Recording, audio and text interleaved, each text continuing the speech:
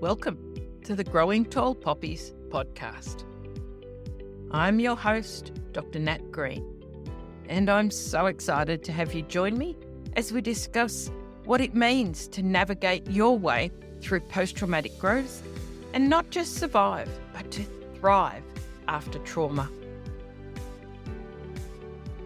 Through our podcast, we will explore ways for you to create a life filled with greater purpose, self-awareness, and a deep inner peace. Through integrating the many years of knowledge and professional experience, as well as the wisdom of those who have experienced trauma firsthand, we will combine psychology, accelerated approaches, coaching, and personal experience to assist you to learn, to grow, and to thrive. I hope to empower you to create deeper awareness and understanding and stronger connections with yourself and with others, whilst also paving the way for those who have experienced trauma and adversity to reduce their suffering and become the very best versions of themselves in order to thrive. Thank you so much for joining me on today's episode.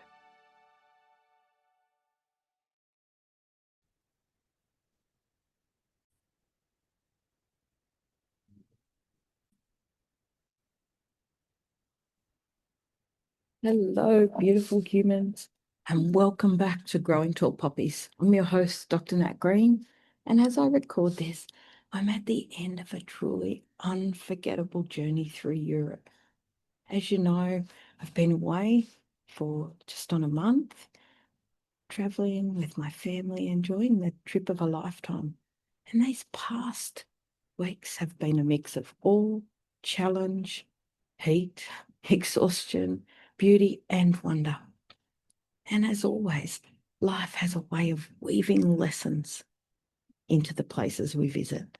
Lessons that connect deeply to healing, growth, and living fully after trauma. And that's what I want to share with you guys today.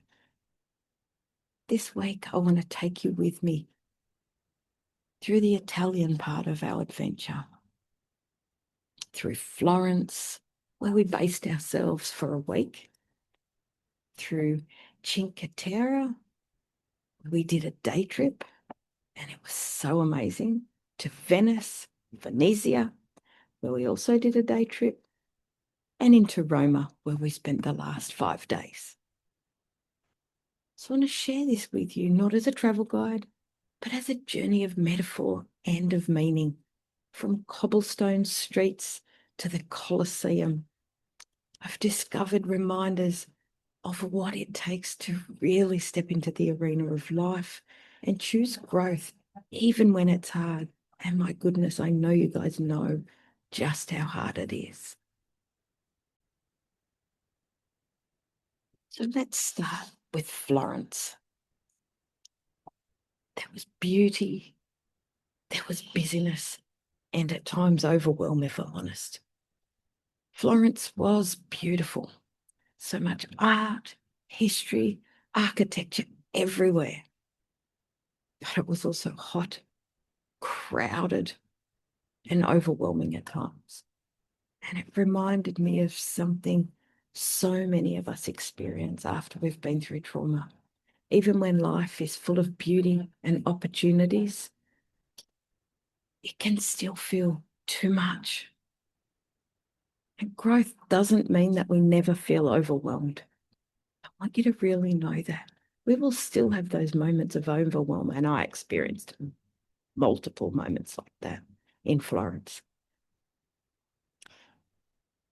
It means we give ourselves permission to step back, to breathe, and remember that we don't have to absorb everything all at once. There were times when we were out walking the streets and I was exhausted. My feet were hurting. In fact, they were burning and throbbing. And I just had to go back to the room and rest. And that was okay. I gave myself permission to do that. And I didn't experience FOMO. Instead, I noticed that I was thrilled that I'd given myself that gift, knowing that I would be okay and I would be able to show up and do more later in the day. rather than be so exhausted that I couldn't do anything else for the next few days. So that was a really big learning, and I hope that that hits home for you too. So just like I couldn't see every piece of art in Florence, you don't need to carry or fix everything in your healing all at once.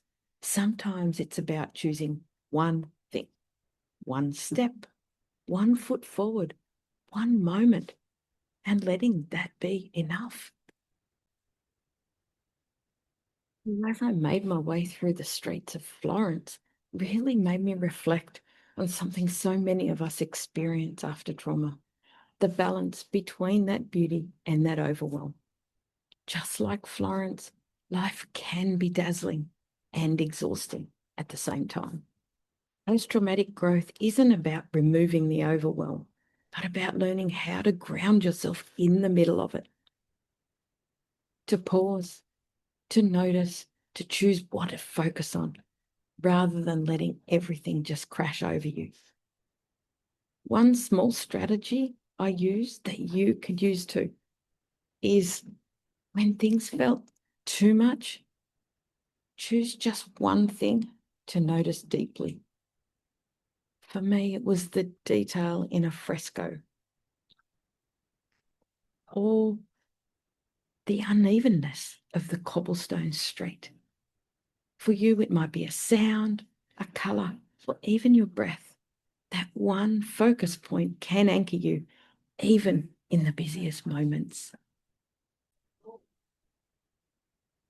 From Florence, as I said, we did a day trip to Cinque Terre. 5 beautiful villages stacked along the coastline, full of colour and such character. The beauty is undeniable. But what really struck me most was the sense of history, that people have been building, rebuilding, and living there for centuries on cliffs that seem impossible to inhabit as a passerby. It made me think about resilience and about how humans, like those villages, can survive and thrive in places that look uninhabitable. Trauma often feels like that, like the ground is too unstable to build on. And yet, given time, given patience, and community, we find ways to not only live, but to create beauty. Cinque Terre stole another piece of my heart. These villages clinging to the cliffs, connected by steep paths and train lines, in all but one, which was just by boat, full of colour and history. But they've stood the test of time because they are built on strong foundations. And that's exactly what healing and post-traumatic growth requires. The storms will come, the heat, the crowds, the hard days. But when you rebuild your life on solid foundations of self-awareness, of resilience and support, you can stand tall, just like the poppy that you were destined to be. Just like those villages, no matter what life throws at you, the takeaway here is this: you may feel like your foundation is broken, but growth is always possible. Just like Cinque Terre, your life can be rebuilt layer by layer until what once felt unlivable becomes not just survivable, but beautiful and a source of thriving for you. Then there was Venice. Venice is undoubtedly magical. Canals instead of roads, bridges everywhere, life happening on the water. It reminded me of flow. Healing isn't linear, as I know all of you know. Just like the canals, growth takes twists and turns, and sometimes you're on a gondola gliding peacefully, and other times you're navigating the crowds on a narrow bridge or on one of the ferries. Now, that was an experience. At one point, I honestly thought the boat was going to tip over because it was so full. And it freaked me out a little, to be honest. But the lesson is this: you don't have to force your healing in a straight line. You can let it meander, trust the current, trust the people around you when you feel able to, and still arrive exactly where you're meant to be. As I mentioned, there are no cars in Venice, just boats and walkways. As you walk, you meander your way through around the canals. You have to let the water carry you. You have to adjust your pace. And that's exactly what healing asks of us too. We can't always force our way forward. Sometimes we have to surrender, trust the current, and allow ourselves to be carried, even if it feels slower or more uncertain than we'd like. So here's the question I want to leave you with from Venice. Where in your life do you need to stop forcing and start flowing? Give that some thought and send me a message, DM me. I'd love to hear what came up for you. And then there's Rome. The last part of our trip has been spent in Rome, with the cobblestone streets and again, the heat and the significant crowds. We saw the Colosseum, the Palatine Hill, the Forum, the Roman Forum. Standing in those spaces, I just couldn't help but think about the metaphor of the arena. Brené Brown talks about that too.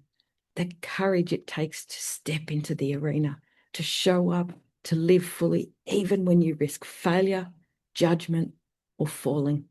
And trauma can make us want to stay on the sidelines where it just feels safer.